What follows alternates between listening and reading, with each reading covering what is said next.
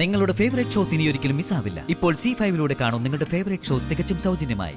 ഞാൻ മനസ്സിലാക്കിയത് വെച്ച് ഇന്ന് വരെ രണ്ടാളും ഒരുമിച്ച് കിടന്നിട്ടില്ല.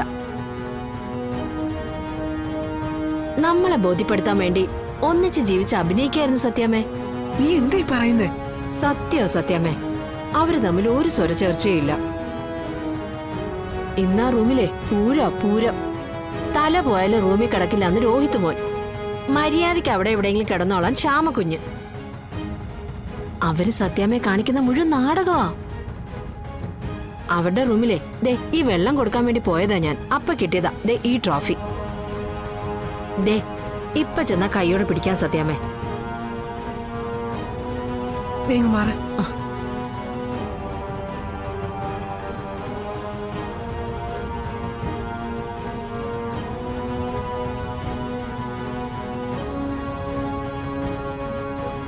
ഏറൊന്ന് കൊണ്ടെങ്കിലെന്താ, ഇപ്പൊ രണ്ടിനെയും പിടിക്കും. ശ്യാമയും രോഹിത്തിനെയും വിഷ്ണുവിനെയും ശാലിനിയൊക്കെ കഴുത്തിന് പിടിച്ച് പുറത്താക്കും. അതോടെ ഇവിടെയുള്ള എന്റെ ദൗത്യം ഫിനിഷ്. സർലയുടെ കയ്യിൽ നിന്ന് പണം വാങ്ങിയ ഞാൻ സേഫ്. ഇത്രയും പെട്ടെന്ന് ഈ കാര്യം നടക്കുന്നു ഞാൻ സ്വപ്നത്തിൽ പോലും വിചാരിച്ചില്ലല്ലോ ദൈവമേ.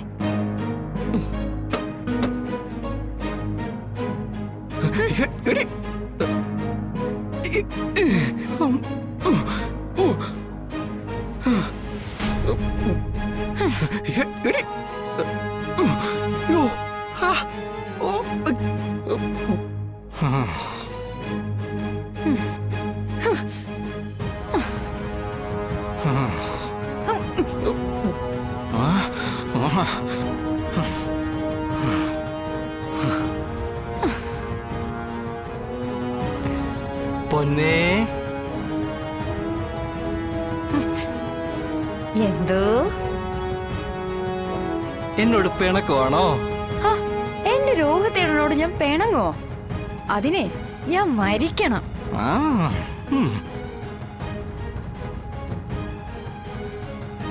പിന്നെന്താ ഒരു പരിഭവം പോലെ? രോഹിത്തേട്ടൻ എന്തിനാ പുറത്തുപോയി കിടക്കാന്ന് പറഞ്ഞത്? അതെ, നമ്മൾ രണ്ടുപേരും ഒന്നിച്ചേർന്ന് കിടക്കാന്നല്ലേ പറഞ്ഞത്? അതെവിടെയാ? നമുക്ക് ടെറസിലേക്ക് പോവാം. ആകാശത്തിലെ നക്ഷത്രങ്ങളെ നോക്കി അങ്ങനെ കിടക്കാം. അതിരാവിലെ എണീറ്റ് ഗ്രാമങ്ങളിലേക്ക് പോയി അവിടെ വെച്ചാൽ നിനക്ക് ഓലൊക്കെ ഒഴുകി തരാം. എന്തോന്ന്? അതൊന്നും വേണ്ട രോഹിത്തേട്ടാ. ഈ പിള്ളേരുടെ ഒരു കാര്യം. എന്തു പറ്റി മുത്തേ? ആ പങ്കജയില്ലേ, അവരെപ്പോഴും നമ്മളെ ചുറ്റിപ്പറ്റി നടക്കുക. നമ്മൾ എന്താ ചെയ്യുന്നതെന്ന് നോക്കിക്കൊണ്ട് അവരെങ്ങാനും കാണും. എന്നാ വേണ്ട പൊന്നെ.